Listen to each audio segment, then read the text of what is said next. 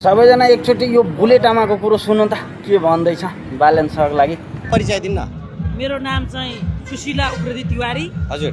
मेरो जन्म 8 युवा 8 गोलेगाउँ। अहिले घर चाहिँ केपी शर्मा ओली मेरो सँगै हो नि फेरि। सँगै। हजुर। केपी शर्मा ओली जन्मेको र मेरो सँगै हो। हजुर। तर म केपी बाला भन्दा पनि बालन शाहलाई भेट्न आएको के। बालन शाहलाई भेट्न आउनु भएको। हजुर हजुर। बालन शाह आउँदै हुनुहुन्छ भन्ने थाहा भएर तपाईँ आउनु म हिजो बेलुका यहाँ आएको नि। हिजै बेलुका आउनु। अब बालन शाहलाई भेट्न नै फेरि। अब जस्तो नि तपाईको उमेर त अलिकति पाको पनि भइसकेको छ हाम्रो भन्दा।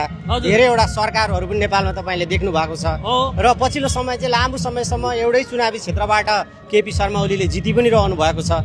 अहिले बालन शाह आउनु भएको छ। तपाईले यसरी बालन शाहलाई भेट्ने उहाँप्रति आशा पलाउनु भनेको बालन शाहको लागि उहाँ युवा हो नि त।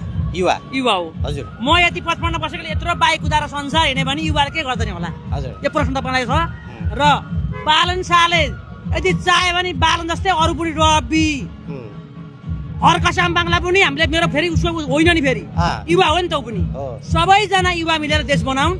पार्टी भन्दा पनि व्यक्ति राम्रो चाहियो र अबको यो संसारमा नेपालमा हुनु न अब युवाकै चान्स भन्न लाग्छ मलाई जहाँसम्म अहिलेसम्म हेरेर क्रेजमा।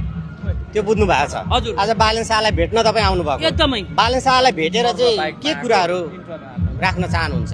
तपाईँले धनी होइन धनी हजुर गरिब जनतालाई उठाएर माथि लानुहोस् यति मेरो भनाइ। धनीलाई होइन गरिबलाई।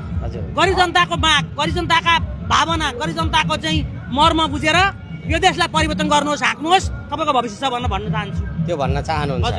बालन शाह आउँदै पनि हुनुहुन्छ यो हो एकदमै थाहा पाएको मलाई जानकारी। बालन शाह उम्मेदवारी मनोनयनको लागि जाँदै हुनुहुन्छ निर्वाचन अधिकृतको कार्यालयमा। तपाईँ पनि सँगसँगै जानुहुन्छ? सँगसँगै जान्छु म। सँगसँगै जानु। बालनसँग जान्छु।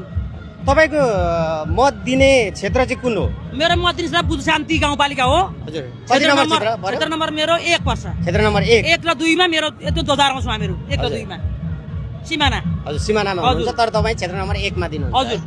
भनेपछि तपाईले भन्न मिल्छ भने हजुर यो आउँदै गरेको चुनावमा चाहिँ स्पष्ट रूपमा कसलाई मत हाल्न चाहनुहुन्छ?